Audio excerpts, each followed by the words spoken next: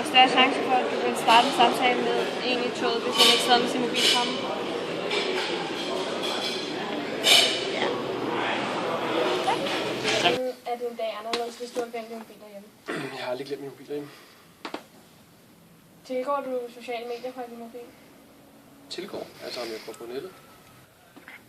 Jamen, jeg har faktisk set dem, som meget sent fik en smartphone. Jeg har bare tidligere holdt, havde en almindelig mobiltelefon, ikke? Hvor jeg kunne skrive sms, og folk kunne ringe til mig. Men når jeg er på arbejde, så har jeg den jo ikke. For eksempel timerne har den slukket, eller på minus. Så det er jo kun i frikvartererne, jeg tjekker. Det er primært, hvis der er... Altså hvis nu for eksempel, hvis nogen fra børnehaven ringer med barns syg, så vil jeg godt lige have en men det vil du selvfølgelig også gøre til skolen. Men jeg ved ikke, om det har ændret noget. Altså jeg har den på mig hele tiden, men det er ikke... Altså jeg kan godt lide, at man hurtigt lige kan tjekke noget, hvis der er noget, man lige skal... For eksempel nettet, ikke? Fordi jeg så hurtigt slå op på telefonen. Men det er ikke fordi, jeg går på Facebook på hele tiden og ser, hvad de venner, jeg har derinde, og skriver deres status eller kommenterer. Jeg kan godt gøre det, når jeg kommer hjem, ikke? Men jeg synes ikke selv, jeg er afhængig af den, men det vil nok, det vil min kone nok sige anderledes. Altså, det er tit.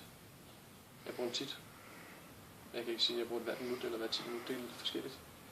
Altså, jeg bruger den også, man bruger den til mange ting. Du kan også sidde og se, sidde tit og se billeder eller små videoklip med mine børn.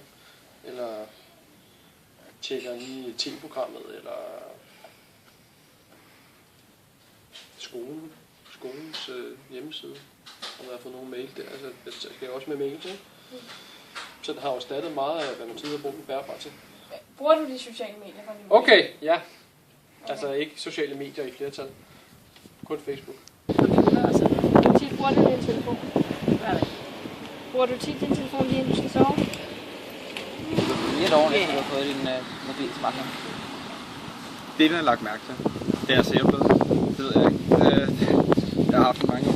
Fordi du... Jeg er nok for gammel til at være afhængig af det. Det bruger I af telefonen? Stort set hele. Ja, stort set hele tiden. Bruger du din telefon, inden du skal sove? Eller bruger I? Ja. Hvor tit bruger du din telefon? Et par timer om dagen. Din mobil på dig hver dag? Ja. Hvordan er din dag anderledes, hvis du har glemt din mobil? Har din smartphone ændret måde, du er sammen med dine venner og veninder på? Føler du dig mere doven, efter du har fået en smartphone eller mobil? Har du din mobil på dig hver dag? Ja. Okay. Hvordan er din dag anderledes, hvis du har glemt din mobil derhjemme? Jeg kommer i kontakt med mindre Hvor mennesker. tit bruger du din telefon? Mange gange om dagen. De sidder heroppe. Har du din mobil på dig hver dag? Ja.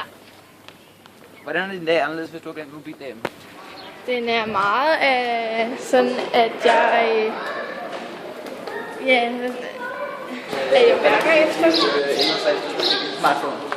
rigtig meget. Den kan jo mere, som man bruger. Hvor meget bruger du din smartphone? Måske 12 timer om dagen. Bruger du din mobil lige inden du skal sove? Ja. Føler du dig mere doven, efter du har fået din smartphone? Ja, måske lidt. Har din smartphone ændret den måde, du er sammen med dine venner og veninder på? Nej. Er der større chance for, at du vil starte en samtale med en i et tog, hvis han ikke sad og brugte sin mobil? Det ved jeg ikke. Nej, det ved jeg ikke.